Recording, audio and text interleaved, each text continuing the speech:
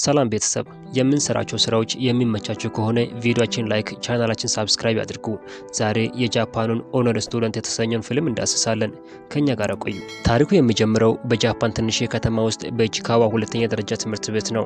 ተማሪዎቹም በቅርቡ የተፈተኑትን የፈተና ውጤታቸውን በክፍል ውስጥ ሲያዩ እንመለከታለን። ቀጥሎም ከተማሪዎቹ መካከል አንዷ የሆነችውን ሚያሞቶ አሱካን ያሳየናል።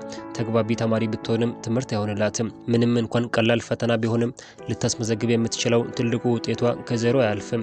ይህንን ያየ የወንድ ጓደኛው ዮሺዳ ዜሮ የአሱካ እድል ቁጥር ነው በማለትም ያሾፍባታል። አሱካ ማጥናት ካልጀመረች የወደፊት ዕጣ ፈንታዋ የጨለመ ይሆናል በማለትም አስተማሪው ይሰድባታል። ቀጥሎም አሱካ የምትፈራው ሌላ የሂስትሪ ፈተና ጊዜው አሁን ደረሰ። የመጀመሪያው ጥያቄም ሳንቲም ሲወረውሩ ምኞታቸውን በመስጠት ታዋቂ የሆነው የሐውልቱ ስም ምን ይባላል የሚል ነበር። መልሱን አታውቀውም። ነገር ግን ቦታውን ባዶ ከመቶ ይልቅ ካቺሞ የሚባል በሰፈራቸው ያለ የአንድ ቦታ ስምም ጻፈችም። ልክ ስሙን በወረቀቱ ላይ ስታስቀምጥ ደማቅ ብርሃን በመስኮቱ በኩል ከውጭም ታየ።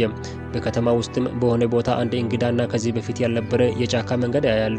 በማግስቱ እሷና ጓደኛው ዮሺዳ ወደ ትምህርት ቤት ሲሄዱም እሱን አቋርጠው ያልፋሉ። ነገር ግን ይህንን እንግዳ የሆነ መንገድ የማወቅ ጉጉት ያደረባቸው ጥንዶች ይህንን ለማየትም ይወስናሉ።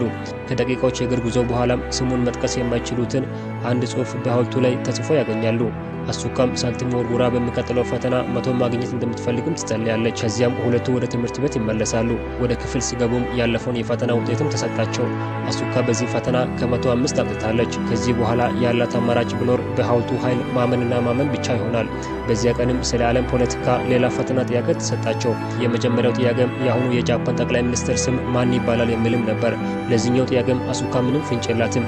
ነገር ግን ወረቀቱን ባዶ ከመመለስ ይልቅ የዮሺዳን ስምም ጻፈችበት። ቀጥሎም ላሉት ጥያቄዎች የምታውቀው ምንም መልስ የላትም። በዚህም ምክንያት በፈተና ሰዓትም ትተኛለች። ከትምህርት ቤት በኋላ አሱካና ዮሺዳ ወደ ቤቷ ይሄዳሉ። ልክ እንደገቡም የወላጆቿን ጭቅጭቅ ይሰማሉ። ሴልስማን የሆነው አባቷ እናቷን ከሌላ ወንድ ጋር ግንኙነት እንዳላት በማወቁ ነበር። አሱካም ዮሺዳ ችላ እንድትላቸው ጠየቀችው። ቀጥሎም ወደ ክፍሉ አመጣችው። በመንገድ ላይም በበሩ ከውጪ በኩል ባዶ የምግብ ሳህኖችንም አየ። አሱካ ኪሱኬ የሚባል መንትያ ወንድምም እንዳላትም ያውቃል። ከአንደኛ ደረጃ ትምህርት ቤት ጀምሮ በትምህርቱ በጣም ጎበዝ ነበር። በእያንዳንዱ ፈተናም ከ100 ያነሰ ውጤት አስመዝግቦ አያውቅም። በጉብዝናው ለምታውቀው ለሱ ይህንን ፈተና መውደቁ ከሚባለው በላይም ከባድ ነበር። ከዚያን ጊዜ ጀምሮ ከራሱ ክፍልም አልወጣም፣ ከማንም ጋርም አይነጋገርም። እናም ቀኑን ሙሉ በኮምፒውተር ላይ ተተክሎ ጌም በመጫወትም ያሳልፋል። አሱካም ስለ ወንድሟ በጣም ተጨንቃለች። ዮሺዳም ጥሩ ስሜት እንዲሰማት ለማድረግ ከሱፐር ማርኬት የሚበሉትን ነገር ለማምጣት ይሄዳል። በሌላ በኩል አስተማሪያቸው የፈተና ወረቀቶችን ሲያርም ያሳየናል። በድንገትም የመቅደሱ መብረቅ ይጀምራል እና የአስተማሪው መነጽሮችም እንዲሁ አበሩ።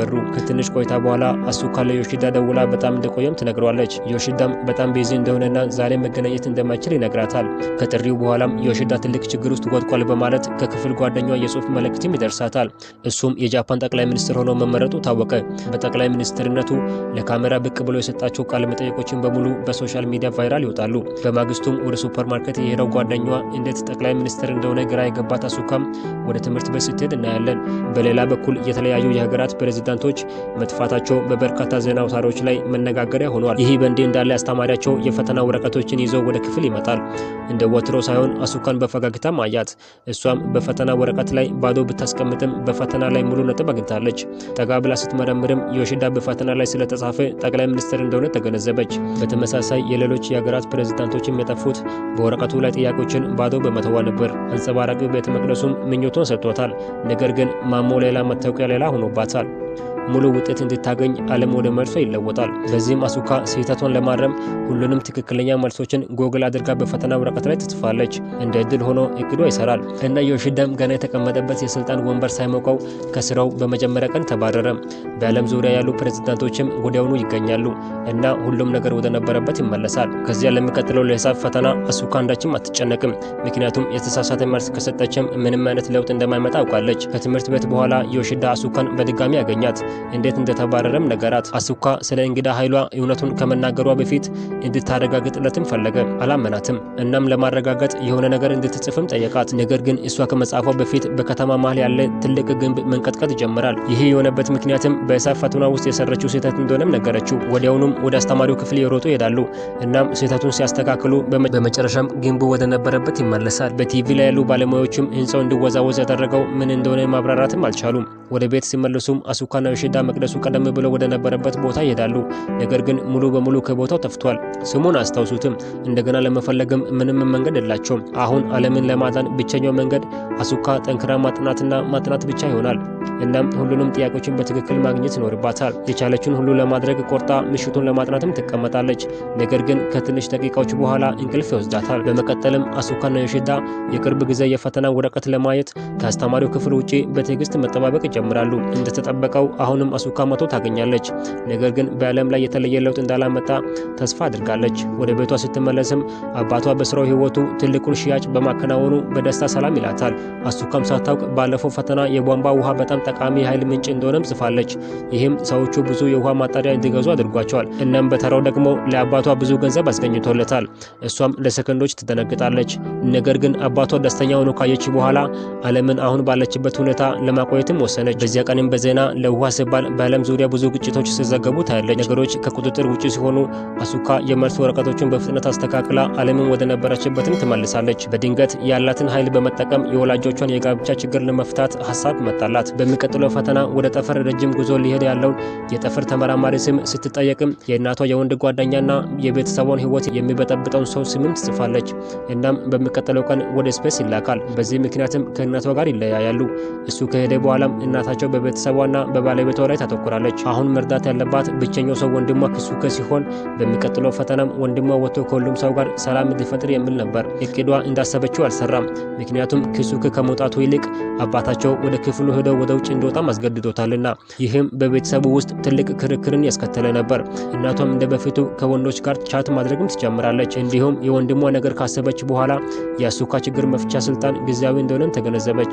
ወንድሟን ለማነጋገርም እውነተኛ ጥረት ማድረግም ትጀምራለች። እሷም ከበሩ ውጪ ተቀምጣ በየቀኑ ጮክ ብላ ታነባለች።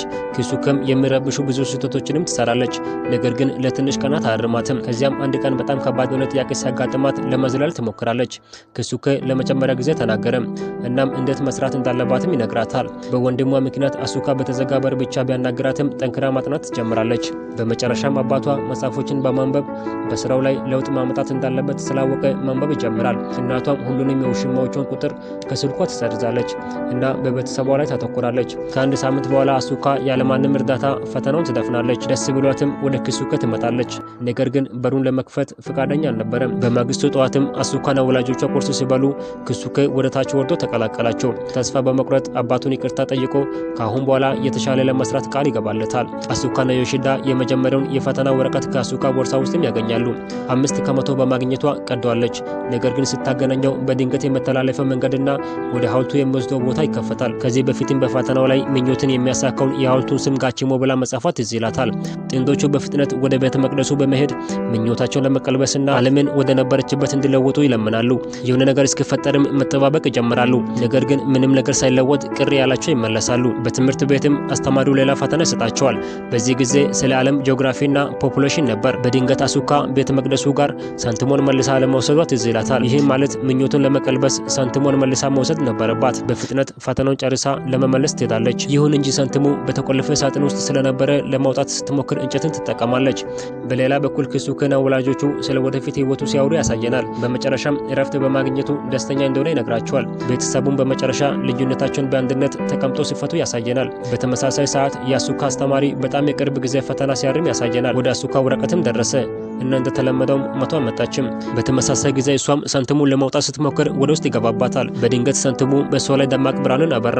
ከሰከንዶች በኋላ ማንም ከሐውልቱ ፊት፣ ከከተማው፣ ከሀገሩ እንዲሁም ከዓለም ሁሉ ይጠፋል። በመጨረሻም አሱካ የመጨረሻውን ፈተና የመጨረሻውን ጥያቄ ባለማየቷ መልስ ሳሰጥ ታልፋለች። ጥያቄውም አሁን ያለው የዓለም ህዝብ ብዛት ምን ያክል እንደሆነ የሚጠይቅ ነበር። አሱካም ባዶ ስለተወችው ሰዎች ሁሉ መኖራቸውን ያቆማሉ። ከዓለም ገጽም ሰው የሚባል ነገር ይጠፋል።